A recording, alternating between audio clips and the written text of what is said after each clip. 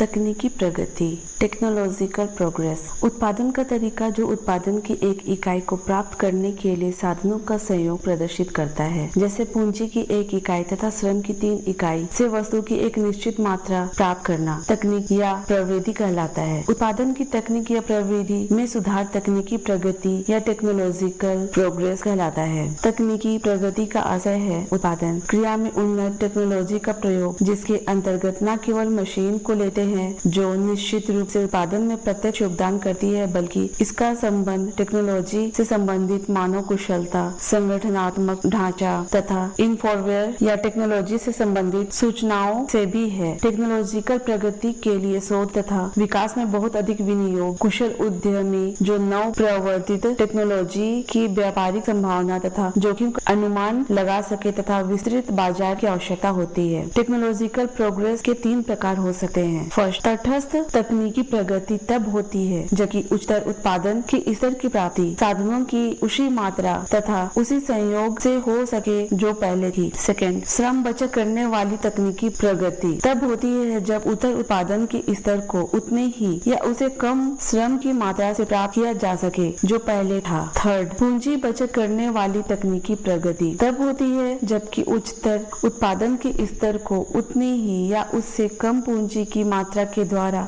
प्राप्त किया जा सके जो पहले थी। टेक्नोलॉजी हस्तांतरण के विभिन्न रूप, विकासशील तथा अल्प विकसित देश पूंजी की कमी के कारण नव प्रवर्तन तथा शोध पर बहुत कम व्यय कर पाते हैं, इसलिए वे अपनी स्वयं की उन्नत टेक्नोलॉजी नहीं विकसित कर पाते हैं तथा विकसित देशों से टेक्नोलॉजी का हस्तांतरण करते हैं। टेक्नोलॉजी ट्रांसफर के अनेक रूप हो सकते हैं, जिसके द्वारा विकसित देशों से अल्प विकसित तथा विकासशील देशों को टेक्नोलॉजी का हस्तांतरण होता है। 1960 के पूर्व सबसे प्रचलित या यूं कहिए एकमात्र तरीका बहुराष्ट्रीय विनियोग का था, जिसके अंतर्गत टेक्नोलॉजी का स्वामित्व तथा नियंत्रण टेक्नोलॉजी बेचने वाले निगम के पास बना रहता था। इस स्थिति में टेक्नोलॉजी का क्रेता देश अत्यंत ही कमजोर समझौता की स्थिति वाला होता था। इसका सबसे प्रमुख कारण वित्त तथा टेक्नोलॉजी का परस्पर अलग नहीं होना था। 1960 के बाद जब विकासशील देशों ने टेक्नोलॉजी पर अधिक नियंत्रण के लिए बल दिया तो टेक्नोलॉजी ट्रांसफर के अनेक अन्य रूप विकसित हुए, जो मुख्य रूप से 2 अन्य कारणों से संभव हो सके। एक तो अंतर्राष्ट्रीय पूंजी बाजार के विकास से वित्त तथा टेक्नोलॉजी का अलग होना संभव हो सका तथा दूसरा विकसित देशों में कुशल तथा विशेषज्ञ इंजीनियरिंग फर्म विकसित हुए जो टेक्नोलॉजी तथा उससे संबंध सेवाओं को बेचती हैं। टेक्नोलॉजी ट्रांसफर की जो विधियां इधर विकसित हुई वे इस प्रकार हैं। क, संयुक्त उद्यम जिसमें स्वामित्व तथा नियंत्रण में हिस्सेदारी होती है। ख, लाइसेंसिंग जिसमें स्वामित्व तथा प्रबंधन की जिम्मेदारी टेक्नोलॉजी ट्रांसफर करने वाले देश के पास होगी, पर टेक्नोलॉजी लाइसेंस के साथ जुटी हुई शर्तों के कारण प्रबंधन तथा स्वामित्व में होने के बावजूद भी स्वतंत्र निर्णय नहीं लिया जा पाता है, निर्णय प्रतिबंधित होता है। ग, फ्रेंचाइजिंग इसके अंतर्गत टेक्नोलॉजी ट्रांसफर करने वाला देश अपना ब्रांड नाम बेचता है तथा साथ में प्रबंधकीय तथा टेक्निकल सहायता भी देता है। घ, टर्नकी कॉन्ट्रैक्ट्स इसके अंतर्गत पूर्णतः तैयार फैक्ट्री क्रेता को दी जाती है। अंगा, पर टेक्नोलॉजी ट्रांसफर के अनेक रूपों के विकसित होने के बावजूद अब भी प्रत्यक्ष विदेशी विनियोग सबसे प्रभावपूर्ण तथा प्रचलित तरीका बना हुआ है। प्रत्यक्ष विदेशी विनियोग फैक्ट्री पूंजीगत वस्तुओं तथा इन्वेंट्री में विनियोजन है, जिसमें पूंजी तथा प्रबंध भी सम्मिलित होता है तथा विनियोजित पूंजी के प्रयोग के संबंध में विनियोजक का नियंत्रण बना रहता है। प्रत्यक्ष विदेशी विनियोग किसी फर्म द्वारा अपनी सहायक फर्म के खोलने या किसी फर्म के क्रय या किसी फर्म में निवेश के रूप में होता है। अंतर्राष्ट्रीय संदर्भ में प्रत्यक्ष विदेशी विनियोग संसाधन विदोहन अथवा सेवाओं में लगी बहुराष्ट्रीय कंपनियों द्वारा होता है।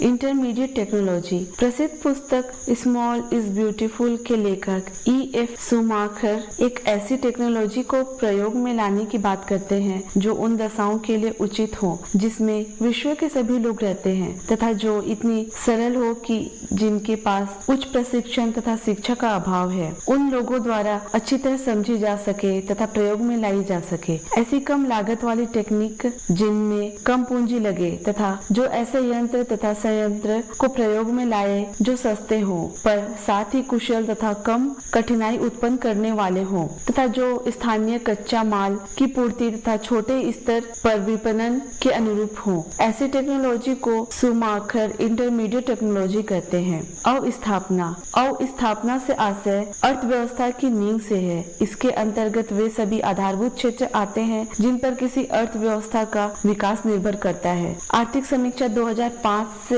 6 के अनुसार अवस्थापना के 2 रूप हो सकते हैं, भौतिक तथा सामाजिक। अवस्थापना जिसको हर्समैन सामाजिक उप परिव्यय पूंजी कहते हैं, भौतिक के अंतर्गत निम्नांकित को सम्मिलित किया जाता है। फर्स्ट यातायात, सेकंड संवहन, थर्ड शक्ति। इन तीनों के अतिरिक्त अवस्थापना में हम विज्ञान तथा टेक्नोलॉजी, बैंकिंग, बीमा तथा वित्तीय संस्थाओं के विकास तथा सूचना प्रणाली को भी सम्मिलित करते हैं जो आर्थिक विकास के लिए आधार तैयार करते हैं। भौतिक अवस्थापना अग्रगामी तथा पार्श्वगामी श्रृंखलाओं के द्वारा आर्थिक विकास को सुगम बनाती है। सामाजिक अवस्थापना जिसमें जल आपूर्ति, सफाई तथा सीवेज, शिक्षा तथा स्वास्थ्य सम्मिलित करते हैं, प्राथमिक सेवाओं के समान है तथा इनका जीवन की गुणवत्ता तथा मानवीय पूंजी की उत्पादकता की वृद्धि पर प्रत्यक्ष प्रभाव पड़ता है। अवस्थापना का विकास किसी भी देश के वर्तमान तथा भावी विकास का आधार स्तंभ है। अवस्थापना उन दशाओं को सृजित करता है जिस पर आर्थिक क्रियाओं का ढांचा निर्मित होता है। पूर्ति पक्ष पर अवस्थापना का विकास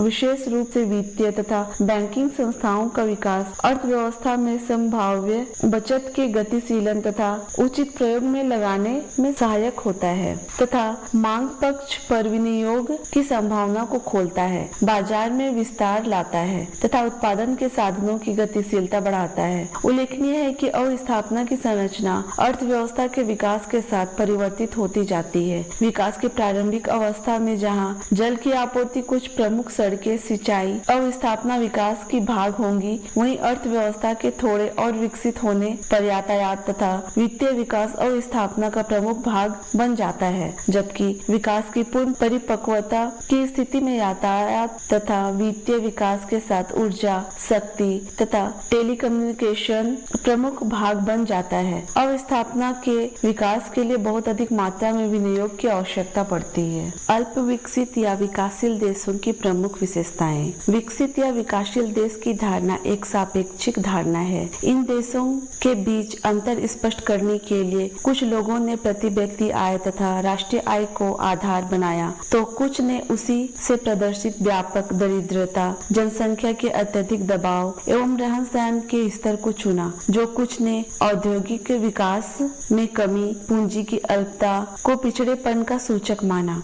पर सबके बावजूद भी प्रति व्यक्ति आय को सबसे संतोषजनक आधार के रूप में स्वीकार किया जाता है। संयुक्त राष्ट्र संघ के विशेषज्ञ इसे ही आधार के रूप में स्वीकार करते हैं। उनके अनुसार अल्प विकसित देश वे देश हैं जिनमें प्रति व्यक्ति आय अमेरिका, कनाडा, ऑस्ट्रेलिया एवं पश्चिमी यूरोप के देशों की प्रति व्यक्ति आय से कम है। पर अधिक उचित होगा यदि हम इन देशों को इस रूप में परिभाषित करें। अल्प विकसित या विकासशील देश वे देश हैं जिनमें प्रति व्यक्ति वास्तविक आय, जीवन निर्वाह का स्तर, जीवन की गुणवत्ता अत्यंत ही कम स्तर की है, जहां अधिकांश जनसंख्या कुपोषण तथा गरीबी का शिकार है, क्योंकि इन देशों में कृषि पर निर्भरता अधिक है। जनसंख्या की ऊंची वृद्धि दर है तथा जनसंख्या का दबाव अधिक है तथा पूंजी निर्माण तथा उपलब्ध प्राकृतिक संसाधनों के विदोहन की कमी है तथा उत्पादन की प्रविधि तथा टेक्निक अधिक पुरानी है।